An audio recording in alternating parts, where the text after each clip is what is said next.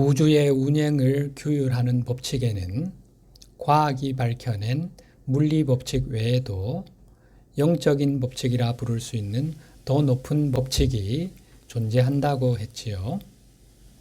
예수님이 세상에 오신 이유 중 하나는 우리 인류에게 이런 영적인 법칙들을 알려주시기 위함이었습니다. 이 법칙들을 사용한다면 예수님이 행하신 일들을 우리도 할 수 있게 됩니다.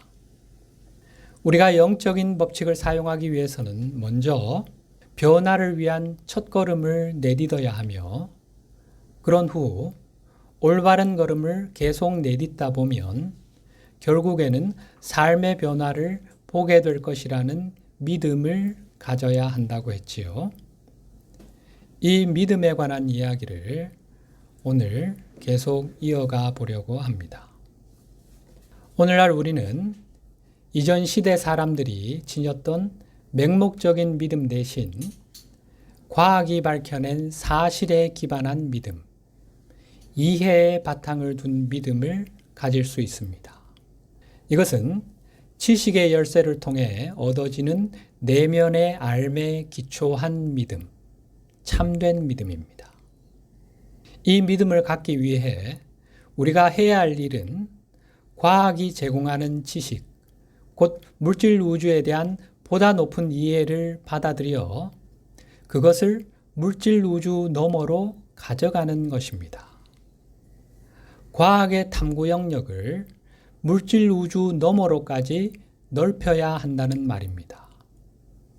물질 우주 너머의 세계가 존재함을 인정하고 그곳을 기꺼이 살펴보려고 노력해야 한다는 것입니다. 과학이 종교와 완전히 담을 쌓은 채로 발전한 것은 안타까운 일입니다. 이것은 중세시대에 정통교회가 초기 과학자들이 밝혀낸 진실들을 억압하고 그들을 박해했던 것을 생각해 보면 이해할 수 있는 일이지요. 그러나 과학과 종교가 서로 대립하면 둘 다 진정한 잠재력을 발휘할 수 없습니다. 과학과 종교가 전쟁을 벌이는 한 우리 인류는 황금 시대로 나아갈 수 없습니다. 과학과 종교 모두 자기 초월의 법칙을 따르지 않는다면 결국 그 가치를 잃고 무용하게 될 것입니다. 개인적인 차원에서는 우리가 어린 시절부터 접해온 과학적 세계관과 종교적 세계관 사이의 갈등, 이 갈등을 해결하지 못한다면 우리는 풍요로운 삶을 얻을 수 없습니다. 과학과 종교의 화해, 통합이 필요하다는 말입니다. 세상이 특정한 법칙에 따라 기계적으로 작동한다는 과학의 설명은 사실이긴 합니다. 다만 현대과학의 문제점이라면 물질 우주 너머를 보기를 거부한다는 것입니다. 우리가 인식해야 할 중요한 사실은 물리적 법칙 너머에는 일련의 영적 법칙들이 있다는 것입니다. 영적인 법칙의 한 예로 우주가 거울처럼 작동한다는 것을 들 수 있겠지요. 우리가 우주 거울에 투쟁의 이미지를 투사하면 우주는 우리가 품은 투쟁의 감각을 물리적인 현실로 구현해서 우리에게 되돌려주게 됩니다. 또 우리가 우주 거울에 행복과 풍요의 이미지를 투사하면 우주는 그것을 반사해 줍니다. 이런 측면에서는 이 법칙 역시 기계적인 방식으로 작동하지요. 그러나 영적인 법칙은 과학에 의해 밝혀진 물리 법칙처럼 그렇게 단순하지가 않습니다. 물질 우주는 일정한 지연인자를 가지도록 설계되었다고 했지요. 따라서 우리가 실수를 범한다 해도 물리 법칙처럼 그 결과를 즉시 돌려받는 것은 아닙니다. 이 지연인자 역시 기계적인 법칙에 따라 작동하긴 마찬가지지만 과학은 물질 영역 너머의 것을 인식하지 못하기에 오늘날 과학자들은 이 법칙이 어떻게 작동하는지 이해하지 못합니다. 과학이 물질 우주 너머를 인정하고 그곳을 살펴보기를 거부하는 한 이에 대한 깊은 이해를 우리에게 줄 수 없습니다. 결국 오늘날 대다수 사람은 이런 법칙들을 이해하지 못하고 있는 것이 우리의 현실이지요. 우주에 대한 보다 깊은 이해를 얻을 수 있는 지식의 열쇠를 거부하면서 과거의 교리에 집착하는 정통 종교 역시 마찬가지입니다. 현재의 상태를 고수하는 한 과학도 종교도 우리 인류가 황금 시대로 나아가는데 기여할 수가 없습니다.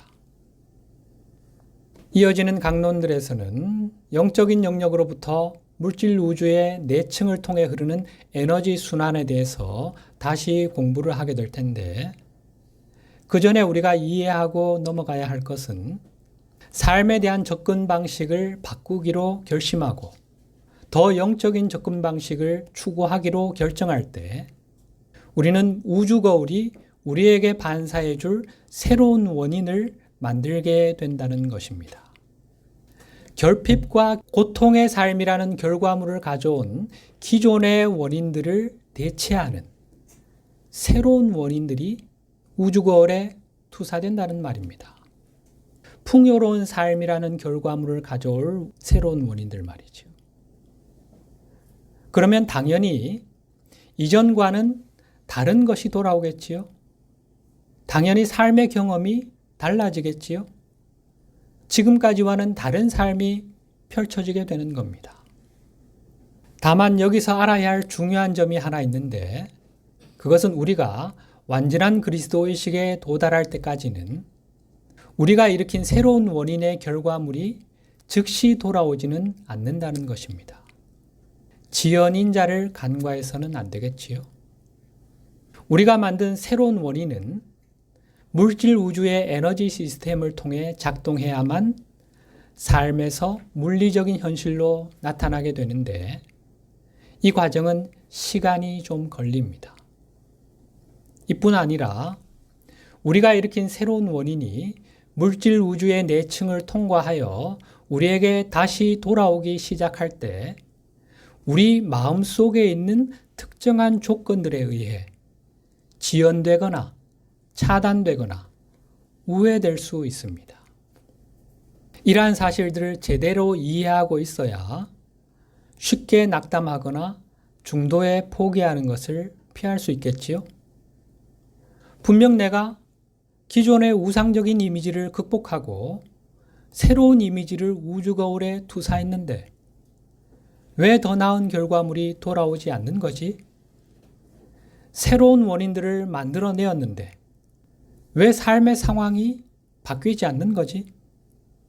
왜 삶의 경험이 달라지지 않는 거야? 제대로 이해해야만 이런 혼란에 빠지는 일을 피할 수 있겠지요. 삶을 더 나은 방향으로 변화시키려는 시도는 특정한 형태의 저항에 부딪힐 수 있는데, 우리가 그 저항을 이해하지 못하고 그것에 제대로 대처하지 못한다면 노력에 상응하는 결과를 얻을 수 없습니다. 지구에는 매일같이 예수님이나 성모 마리아께 기도하는 수백만 명의 기독교인들이 있지요. 그들은 삶의 변화를 위해 수년 또는 수십 년간 기도해 왔습니다. 그런데 그들의 기도는 응답받지 못했고 그들 대부분은 그 이유를 이해하지 못하고 있습니다. 전 세계 수십억 명의 사람들이 자신들이 아는 신에게 기도를 드리지만 그에 대한 응답을 받지 못합니다. 그로 인해 어떤 이들은 믿음을 잃고 종교를 떠나기도 합니다. 또 어떤 이들은 계속 기도하면서 언젠가는 신이 응답해 줄 거라고 기대합니다. 아인슈타인의 말이 떠오르지요. 같은 일을 반복하면서 다른 결과를 기대하는 것은 광기다. 그 이상의 것, 보다 나은 삶을 원한다면 우리가 원하는 것을 이루기 위해 정확히 무엇이 필요한지에 대한 이해를 높여가야 합니다. 내층의 마음을 통달하고 삶을 통제할 수 있어야 하며 기도의 응답을 막고 하나님이 주시는 풍요를 가로막는 장애물들을 적극적으로 제거해 나가야 합니다. 그 장애물들은 필멸의 자아와의 동일시를 통해 내가 만든 것이며 따라서 오직 나만이 없앨 수 있습니다. 예수님을 비롯한 영적 스승님들은 우리의 자아 구체 속으로 들어오시어 필멸의 자아라는 장애물을 제거할 권한을 하나님께로부터 부여받지 못했습니다. 예수님은 내 에고가 가진 이원론적 신념을 제거해 주실 수 없으며 내가 내 자아 구체 안에 축적한 왜곡된 에너지도 제거하실 수 없습니다. 왜 그렇죠? 자유의지의 법칙 때문에. 나를 이런 상태로 만든 사람, 내 자아 구체가 이런 상태가 되게 허용한 사람은 바로 나 자신입니다. 따라서 이것을 바꿀 수 있는 사람은 나밖에 없습니다. 영적 스승님들이 하실 수 있는 일은 이 작업을 수행하는 방법을 알려주시는 것입니다. 삶에서 풍요를 구현하려면 의식을 변화시킴으로써 삶에 대한 접근 방식을 바꾸는 것부터 시작해야 합니다. 의식을 바꾸기 시작하면 이전과는 다른 삶이라는 결과를 가져올 원인을 만들게 되는 것이고 그 원인들은 창조주가 규정하신 영적 법칙들을 따르게 됩니다. 이 법칙들은 중력의 법칙과 같이 기계적으로 작동하는 법칙입니다. 물체를 공중으로 던지면 다시 땅으로 떨어지는 것처럼 말이죠. 따라서 우리가 진정으로 의식을 변화시킨다면 반드시 그것이 물리적인 현실로 구현될 거라는 사실을 알아야 합니다. 기계적으로 작동하니 한치의 오차도 없이 그렇게 되는 것입니다. 영적인 법칙이 기계적으로 작동한다는 것을 이해할 필요가 있는데 많은 종교인이 신의 마음에 들면 좋은 게 돌아올 것이고 그렇지 않으면 나쁜 게 돌아온다고 생각하는 경향이 있지요. 하나님의 뜻에 합당한 삶을 살면 그에 대한 보상으로 하나님이 복을 내려주시고 그렇지 않으면 화를 내리신다는 거지요. 하나님의 의지에 달렸다는 거지요. 이것은 우리가 삶에서 마주하는 상황들, 우리 삶의 경험이 신의 의지, 신의 의도에 따라 달라진다는 의미이죠. 이것은 거짓 교사들이 만들어낸 거짓말 환영일 뿐입니다. 하나님은 왜 내 삶에 이런 고통을 주시나? 왜 이런 시련을 주시나? 모두 이 환영에 기반한 오해일 뿐입니다. 삶의 여정에서 마주하게 되는 상황들, 사건들은 내가 일으킨 원인이 일정한 법칙에 따라 기계적으로 돌아오는 것일 뿐입니다. 다만 의식의 변화가 물리적인 현실로 즉시 나타나지 않을 수도 있는데 그 이유는 우리가 투사한 것이 물질 우주의 내층을 통과하여 물질 주파수대에 도달하는 것을 막는 장애물들을 우리가 만들었기 때문입니다. 이러한 장애물들을 제거할 때까지는 우리가 만든 원인이 아직 물리적으로는 구현될 수 없는 잠재력의 형태로만 남아있게 됩니다. 삶에 대한 접근 방식을 바꾼다고 즉각적인 변화를 기대할 수는 없다는 말이지요.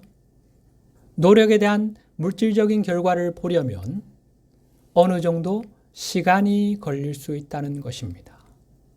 얼만큼의 시간이 걸릴지는 자신의 자아 구체 안에 얼마나 많은 장애물을 만들었는지에 따라 달라집니다.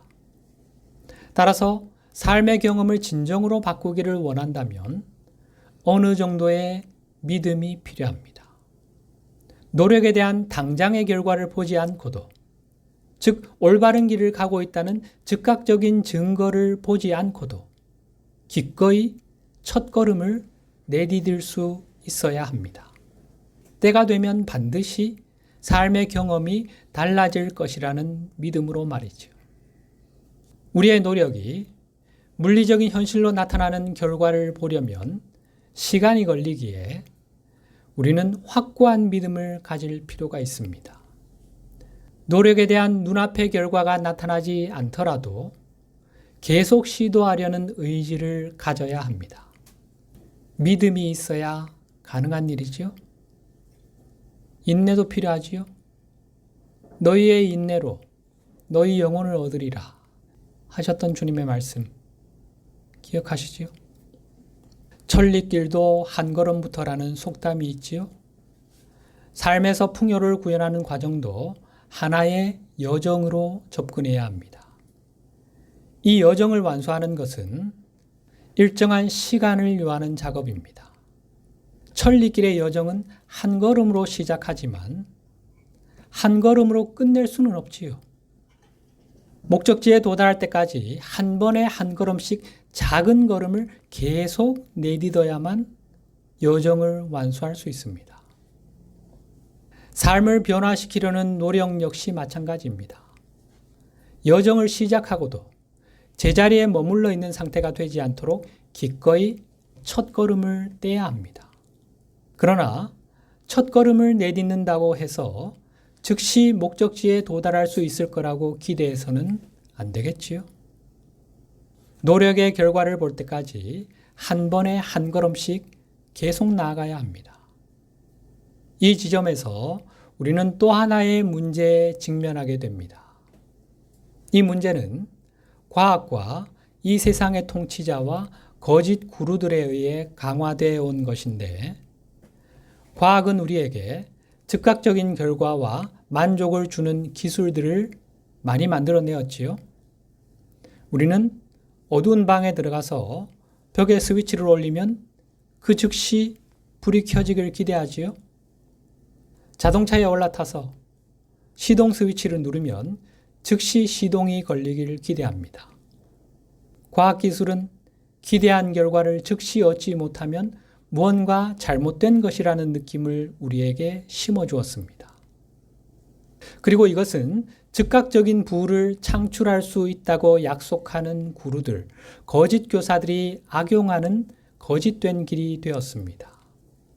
나에게 오면, 내게 투자하면 일확천금을 거머쥘 수 있어 하며 우리를 유혹하는 거지요. 이런 약속에 투자한 대다수 사람은 즉각적인 결과가 나타나지 않는 것을 경험하게 됩니다. 그 이유는 참된 결실을 얻으려면 의식을 바꿔야 하는데, 우리 의식에는 노력에 대한 결실을 보기 전에 모두 정화해야 하는 여러 층이 있기 때문입니다. 우리는 지금 예수님을 비롯한 영적 스승님들이 알려주시는 풍요로운 삶을 향해 가는 길에 관해서 공부를 하고 있습니다. 그런데 이 길은 즉각적인 결과를 볼 수 있는 방법을 우리에게 제시하지는 않습니다. 이 여정에 참여하는 즉시 막대한 부가 창출되는 그런 길은 아니라는 말입니다. 대신 우리는 다른 유형의 결과를 경험하게 될 것인데, 그것은 영적인 행복감이 커지는 경험입니다. 이것은 우리가 이 여정을 걷기 시작하면 거의 즉각적으로 경험할 수 있는 것입니다. 우리는 지금 참된 풍요를 구현하는 진정한 길에 대해 배우고 있습니다. 앞에서 우리는 물질 우주의 내층과 우리 마음의 내층에 관해서 공부를 했었지요. 우리의 의식이 만든 원인들이 우리 삶의 물리적인 형태로 나타나기 전에 이 층들을 어떻게 순환하는지에 대해서도 대강 배웠습니다. 풍요로운 삶에 대한 우리의 비전이 물리적인 현실이 되는 것을 방해하는 마음의 내층에 있는 장애물들을 체계적으로 제거하는 방법도 공부를 해왔지요. 이제 이 부분에 관해서 다시 한번 다루게 될 텐데, 여기서 우리가 해야 할 일은 이런 이해를 바탕으로 새로운 유형의 믿음을 구축하는 것입니다. 새로운 유형의 믿음, 맹목적인 믿음이 아닌 이전 시대의 사람들이 가졌던 그런 덮어놓고 믿는 믿음이 아닌 사실에 기반한 믿음, 이해의 바탕을 둔 믿음. 이것은 우주가 작동하는 방법과 풍요에 대한 비전이 물리적인 현실이 되는데 시간이 걸리는 이유를 이해하는 것에 기반한 믿음입니다. 이런 이해에 기반한 믿음을 갖는다면 우리의 믿음이 쉽게 흔들리지 않겠지요. 믿음의 필요성을 이렇게 길게 설명하는 이유가 뭘까요? 그것은 우리가 공부하고 있는 이런 영적 가르침은 믿음이 없이는 증명할 수 없다는 사실을 반드시 이해할 필요가 있기 때문입니다. 믿음이 없이는 이런 진보적 메시지가 진실인지 아닌지를 증명할 수가 없습니다. 왜 그럴까요? 한번 잘 집중해서 들어보시기 바랍니다. 우리는 우주가 거울이라는 스승님들의 가르침을 계속해서 공부해 왔지요. 이제 우리는 이 원리를 바탕으로 우주 거울에 풍요를 투사하는 기술적인 방법을 배워 현실의 삶에서 이 기법을 적용해 볼 수 있지요. 그런데 만약 우리가 영적 성장이나 풍요를 구현하는 기법을 적용하면서 그것의 유효성을 믿지 못하고 의심한다면 어떻게 될까요? 우주는 거울이라 했는데 거울은 우리의 의식 상태를 기계적으로 반사해 줄 뿐입니다. 그렇다면 우리가 우주 거울에 의심을 투사한다면 우주 거울이 무엇을 우리에게 반사해 줄까요? 영적 성장이나 풍요를 얻기 위해 검증된 기술을 사용하고 있지만 우리 안에 여전히 의심이 남아 있다면 어떻게 될까요? 정말 이게 될까? 이렇게 한다고 내 삶의 풍요가 찾아올까? 나를 둘러싼 환경이 그대로인데 의식이 좀 바뀐다고 내 삶의 현실이 달라질까? 정말 이런 방식으로 내 삶에 영적인 자유와 평화, 행복감이 찾아올까? 이럴 시간에 나가서 한 푼이라도 더 버는 게 낫지 않을까? 시간 낭비 아니야? 우리가 이런 의심을 품는다면 그것을 우주 거울에 투사한다면 거울이 어떤 것을 돌려줄지는 자명한 일 아닙니까? 우주는 우리의 의심을 확인시켜주는 상황을 우리에게 되돌려줄 겁니다. 그거 봐, 안 되잖아. 내 의심이 맞았어. 이게 될 리가 없지. 하게 되는 상황을 계속해서 돌려주는 겁니다. 풍요를 구현하는 기법의 유효성에 대한 의심은 그 기법이 효과를 내지 못하게 할 것입니다. 어떤 기법이 효과가 있을지를 의심한다면 그 기법은 효과를 낼 수 없습니다. 그러나 만약 우리가 의심이 아닌 믿음을 가지고 같은 기법을 사용한다면 우주는 우리의 믿음을 반사해 줄 것이고 그 기법은 실제로 효력을 발휘할 것입니다. 오늘 본문 말씀을 한번 볼까요? 히브리서 11장 1절 믿음은 바라는 것들의 실상이요 보이지 않는 것들의 증거니. 믿음은 바라는 것들의 실상이다. 여기서 실상으로 번역된 헬라어 휘포스타시스는 실제라는 의미를 지닌 단어입니다. 믿음은 우리가 바라는 것, 마음에 품은 이미지, 비전, 희망이 실제하게 해주는 힘입니다. 우리가 믿음으로 우리의 비전, 희망을 우주 거울에 투사하면 그 믿음이 우주로 하여금 우리의 희망을 물리적인 현실로 구현하여 우리에게 되돌려주게 합니다. 믿음은 보이지 않는 것들의 증거니, 증거로 번역된 헬라어 엘렌코스는 증명, 입증이라는 뜻을 지닌 단어입니다. 믿음은 눈에 보이지 않는 것들이 사실임을 증명해주는 힘입니다. 아직 물리적인 형태로 나타나지 않은 것들, 우리 마음속에 정신적인 이미지로만 남아있는 것들이 물리적인 현실로 구현되게 함으로써 그것이 실제함을 증명해 주는 것이 바로 믿음이라는 말입니다. 물론 그렇다고 믿음을 갖기만 하면 모든 것이 이루어진다는 의미는 아니지요. 다른 영적인 법칙들도 다 알아야 되죠. 그것들이 다 작용하니까 내가 믿기만 하면 그대로 돼? 아니죠. 에고의 욕망들이 전부 다 물리적인 현실로 구현된다면 우리 지구나 우주는 무질서와 혼돈의 세계가 되겠죠. 복음서는 예수님이 믿음을 강조하시는 장면들이 자주 등장하지요. 12해 동안 혈루증을 앓던 여인이 예수님의 뒤에서 옷자락을 만지자 병이 나은 사건을 기억하시지요. 주님께서 여인을 향해 이렇게 말씀하시지요. 마태복음 9장 22절 예수께서 돌이켜 그를 보시며 이르시되 딸아 안심하라 내 믿음이 너를 구원하였다 하시니 여자가 그 즉시 구원을 받으니라. 구원을 받았다는 말은 병이 나았다는 뜻입니다.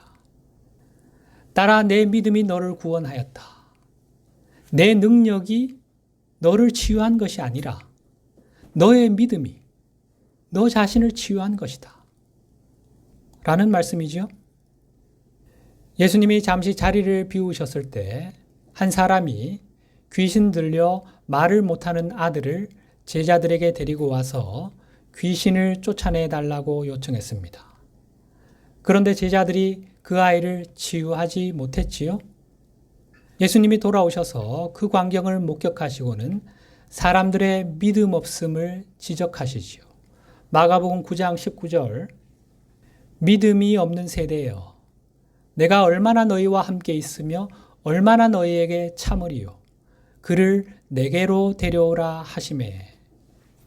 예수님께서 많은 영적 가르침을 주시고 그것이 진리임을 증명하는 많은 이적들도 보여주셨건만 여전히 사람들은 예수님을 믿지 못하고 있었습니다. 의심하기는 제자들도 마찬가지였습니다. 믿음이 부족하다는 질책을 들은 아이의 아버지가 예수님께 이렇게 간청합니다. 22절 귀신이 그를 죽이려고 불과 물에 자주 던졌나이다. 그러나 무엇을 하실 수 있거든 우리를 불쌍히 여기사 도와주옵소서. 내 아들을 위해 당신이 무언가를 하실 수 있다면 도와주십시오. 여전히 의심을 거두지 못하고 있지요? 그럴 수 있지요. 이해는 갑니다. 아직 아무 일도 일어나지 않았는데 갑자기 의심이 싹 사라지고 굳건한 믿음이 생겨날 수는 없는 노릇이지요. 여기서 주님께서 아주 중요한 말씀을 하시지요. 23절 예수께서 이르시되 할 수 있거든이 무슨 말이냐. 믿는 자에게는 능히 하지 못할 일이 없느니라 하시니 할 수 있거든이 무슨 말이냐. 할 수 있거든 해주시고 안 되면 말고 되면 되는 거고 안 되면 그만이고 이런 마음 상태로는 영적인 성장을 이룰 수도 풍요를 구현할 수도 없습니다. 믿는 자에게는 능히 하지 못할 일이 없다. 의심을 극복하고 믿음을 갖는 것이 영적인 여정에서 얼마나 중요한지를 강조하는 말씀입니다. 예수님이 믿음을 강조하긴 하셨지만 믿음이 중요한 이유, 믿음이 작동하는 원리를 구체적으로 설명해 주지는 않으셨지요. 그 이유가 뭡니까? 2000년 전 당시 사람들의 의식 수준에서는 이것을 이해하고 받아들이는 것이 거의 불가능했기 때문입니다.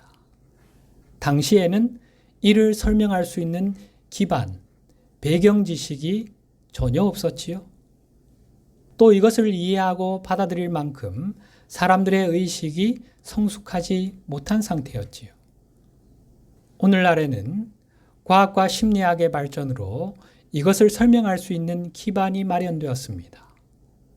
또 지난 2000년간 우리 인류의 의식이 이것을 이해하고 받아들여 삶에 적용할 수 있을 만큼 성장하기도 했습니다. 예수님을 비롯한 영적 스승님들께서 오늘에 이르러서야 이런 메시지를 공개하시는 이유가 바로 이것입니다. 2000년 전 주님께서 하신 말씀이 떠오르지요? 내가 아직 너희에게 할 말이 많이 있지만 지금은 너희가 그 말을 도저히 이해할 수 없다. 그래서 때가 될 때까지 남겨두겠다. 지금이 그 때가 된 겁니다. 지난 세월 많은 사람이 예수님의 가르침을 받아들여 자신의 삶에 적용하려고 노력해 왔습니다. 그러나 그들은 주님의 가르침을 제대로 이해하지 못했고 또 의심했기 때문에 원하는 결과를 얻을 수 없었습니다. 결국 그들은 예수님이 제시하신 방법이 효과가 없다고 판단했고 기독교가 준 약속은 공허한 것이라는 결론을 내렸지요. 그러나 예수님이 제시하신 길을 비롯한 모든 참된 영적 가르침이 제시하는 길은 실제로 효과가 있습니다. 우리가 제대로 알지 못했던 거죠. 그래서 제대로 적용하지 못한 거죠. 우리는 이제 내 삶의 경험으로, 각자 자신의 삶의 경험으로 이것이 진실임을, 진리임을 확인해 가고 있죠. 오늘은 여기까지 하고 다음 시간에 계속 이어가도록 하겠습니다.